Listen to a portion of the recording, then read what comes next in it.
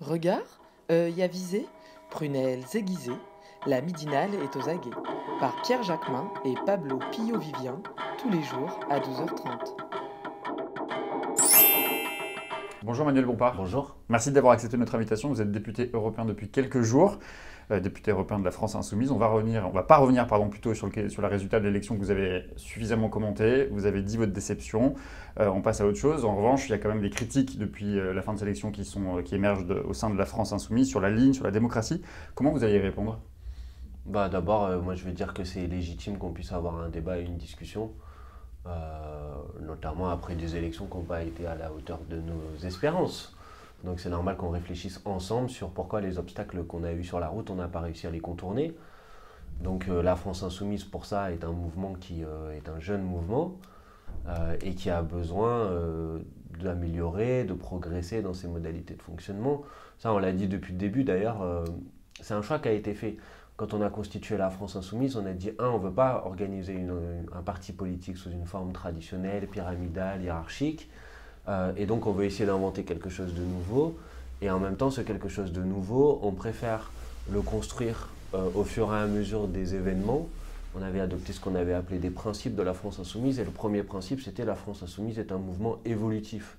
C'est-à-dire un mouvement qui améliore son fonctionnement au fur et à mesure de l'actualité et des événements qu'il rencontre. Donc je crois qu'il faut rester dans cette démarche. Je dis souvent, c'est ça une démarche matérialiste par ailleurs, c'est une démarche qui confronte l'outil à la réalité. Et donc on a prévu et on avait fait une convention du mouvement en décembre dernier où on avait déjà acté un certain nombre de propositions pour faire progresser le mouvement. Déjà il faut que ces propositions-là soient mises en place. Et puis ensuite, peut-être que dans la séquence précédente, on a observé aussi d'autres difficultés, d'autres problèmes. Et il faudra les corriger. Et moi, je crois qu'il faut être patient sur le sujet, constructif, pas vouloir tout réinventer tout le temps, mais plutôt fonctionner par modification et amélioration successive. Donc voilà, il y a eu des critiques qui ont été exprimées. Moi, je regrette quand elles se traduisent par un départ, surtout de la part de quelqu'un comme Charlotte, quelqu'un que j'apprécie beaucoup. Je trouve ça dommage qu'elle n'ait pas réussi à trouver la place dans laquelle elle avait le sentiment que les idées qu'elle avait à proposer seraient prises en compte. Voilà, justement, quand on regarde la liste ou on fait le constat de ceux qui ont émis des critiques, notamment internes, ou celles d'ailleurs qui sont parties, je pense à Corinne Morel-Darleux, Sarah Soili, Clémentine Autain, Charlotte Girard, toutes ont des sensibilités d'ailleurs assez différentes, mais je me suis quand même posé cette question, est-ce que finalement le populisme tel que vous l'avez proposé n'est pas une forme de virilisme où les femmes n'auraient pas nécessairement leur place ? Non, franchement je ne crois pas, d'abord parce que dans les départs...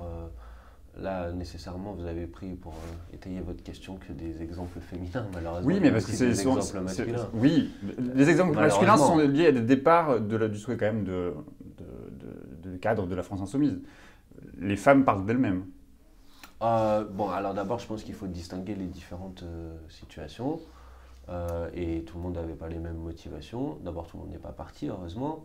J'ai pas entendu que Clémentine ait décidé de quitter la France Insoumise ou le groupe parlementaire de la France Insoumise. Elle a exprimé un point de vue. Moi, j'ai un désaccord avec son point de vue, mais c'est un désaccord qu'on a le droit d'avoir et peut-être qu'on en parlera tout à l'heure. Après, il y a d'autres exemples qui sont liés à un processus d'investiture ou des gens qui n'étaient pas satisfaits de la position que la France Insoumise était prête à leur accorder sur la liste. Je pense à quelqu'un comme Sarah Soili, elle l'a dit d'ailleurs, et puis elle s'est retrouvée deuxième sur la liste d'un concurrent avec qui on a des divergences politiques. Donc bon, c'est son choix, mais je ne crois pas qu'on puisse mettre ça sur le même plan que par exemple Charlotte qui exprime, elle, une analyse de la situation politique, du rapport entre la bataille sur le terrain institutionnel et la bataille sur le terrain, on va dire, du dégagisme.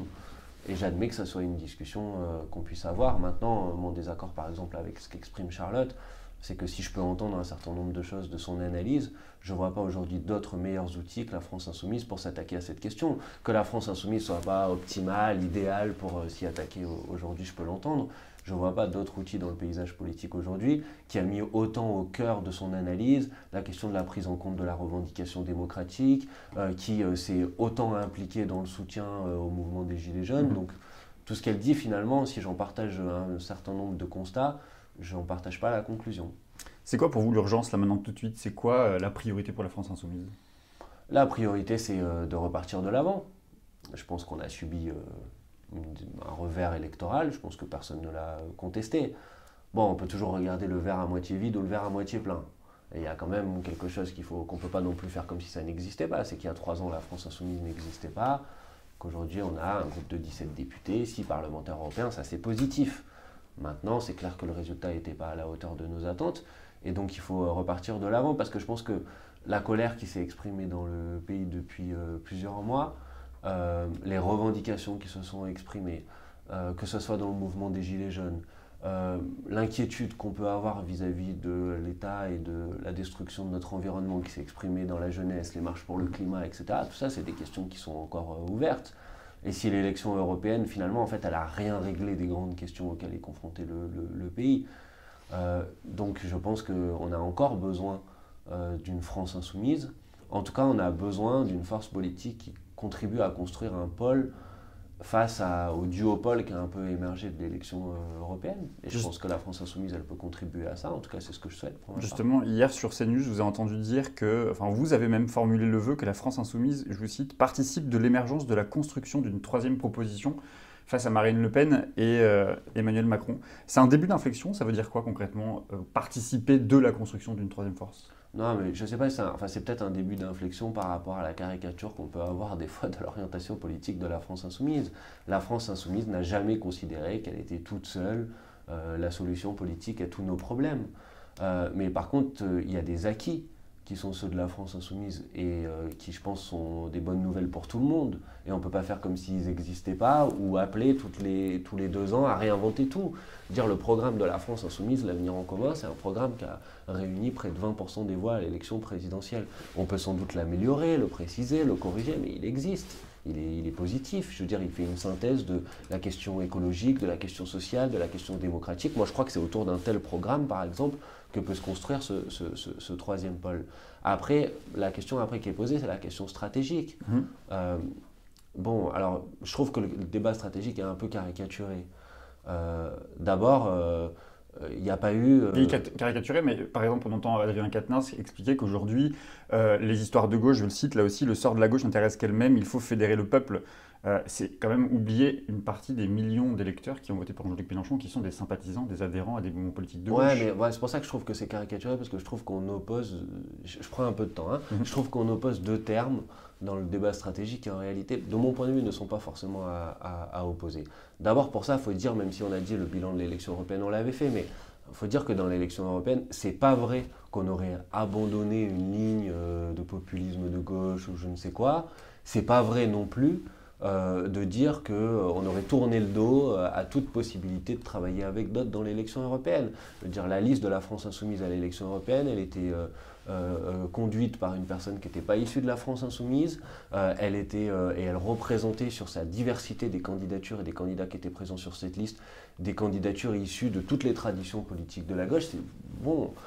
Donc c'était pas vrai qu'on avait tourné le dos à tout le monde. Et en même temps, on n'avait pas fait une alliance sous la forme traditionnelle d'un cartel où on ajoute des logos. On avait convergé sur des propositions politiques. Bon, ça c'est pour juste préciser ça, parce que des fois j'entends des choses honnêtement dans lesquelles je me retrouve pas. Ce qui ne veut pas dire qu'on a tout bien fait. Si on avait tout bien fait, on aurait fait un meilleur résultat. Maintenant, pourquoi je trouve que c'est un peu caricaturé? Parce que moi je fais partie des gens qui pensent qu'on doit d'abord s'adresser aux citoyennes, aux citoyens, aux combattantes, aux combattants, aux collectifs en lutte, aux associatifs, aux syndicalistes, aux citoyennes, aux citoyens qui ne se retrouvent pas dans les organisations politiques et qui constituent encore le plus grand parti de France, les abstentionnistes, 50% à l'élection européenne.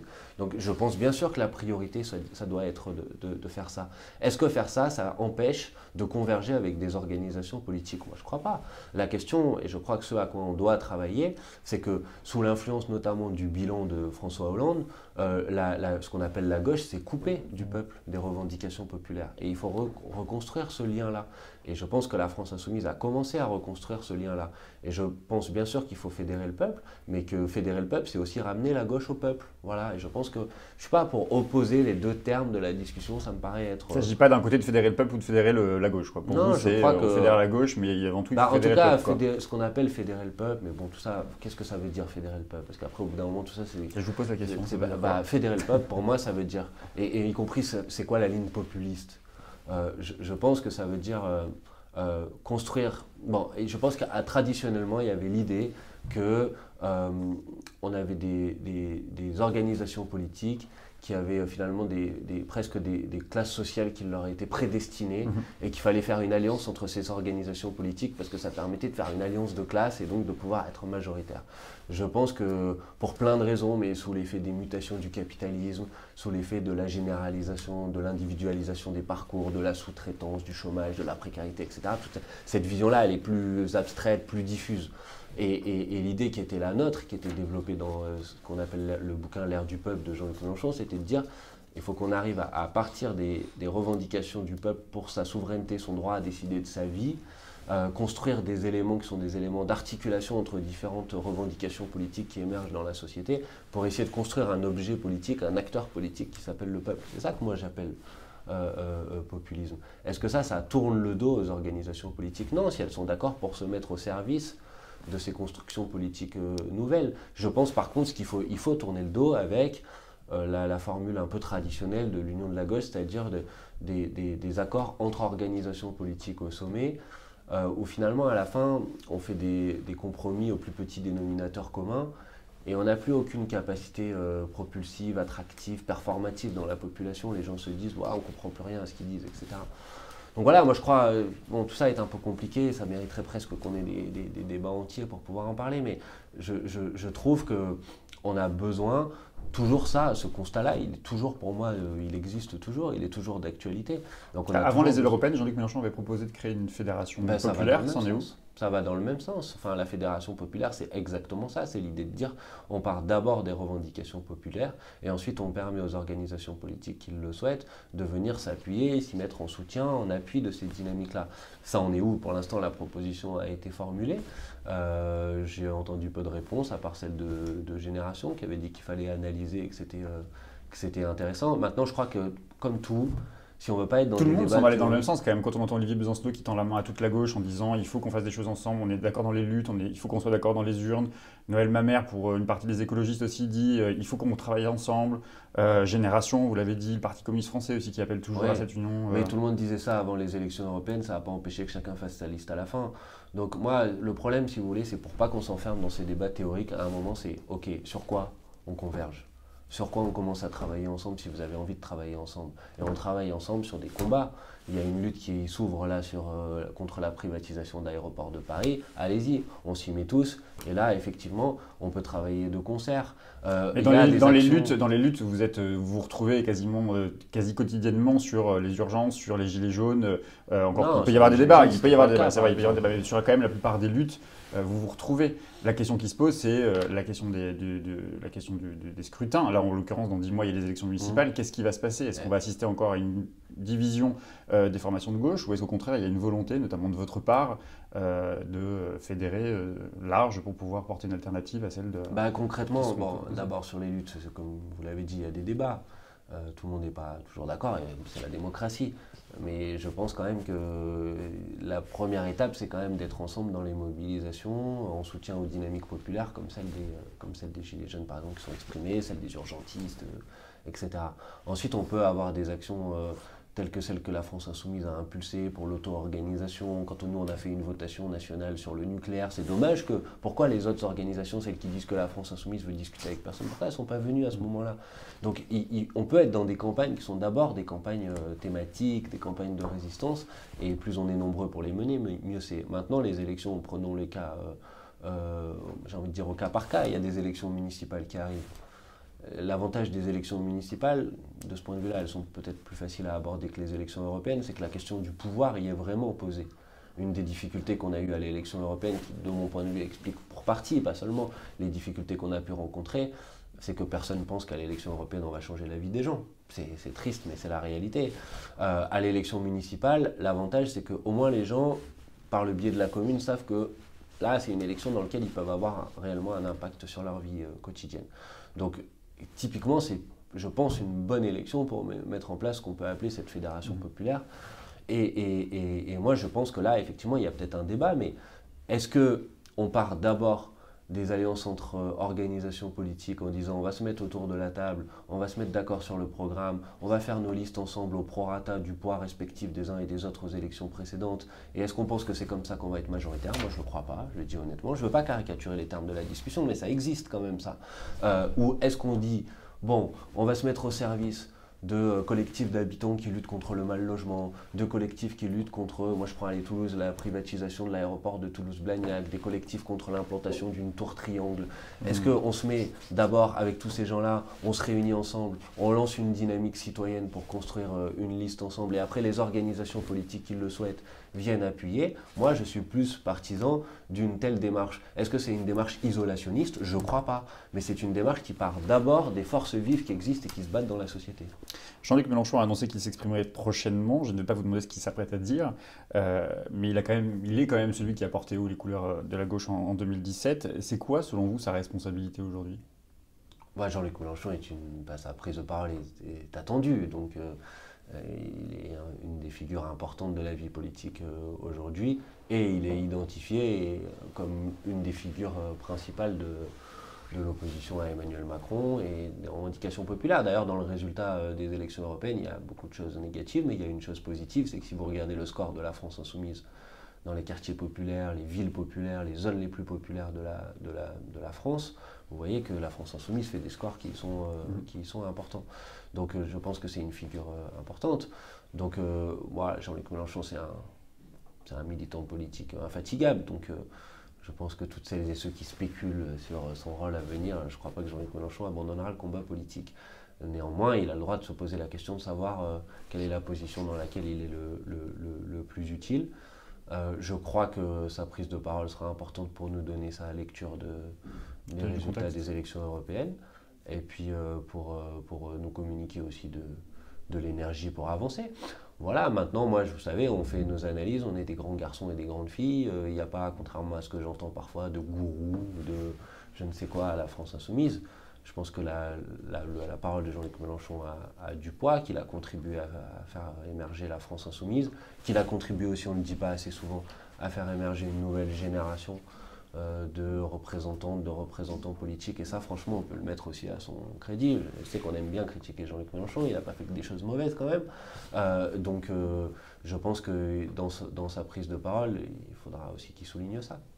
J'ai une dernière question, Manuel Bompard. Je l'ai dit, vous êtes député européen depuis peu de temps. Cette semaine, vous allez décider de qui prendra la présidence de la délégation de la France insoumise au Parlement.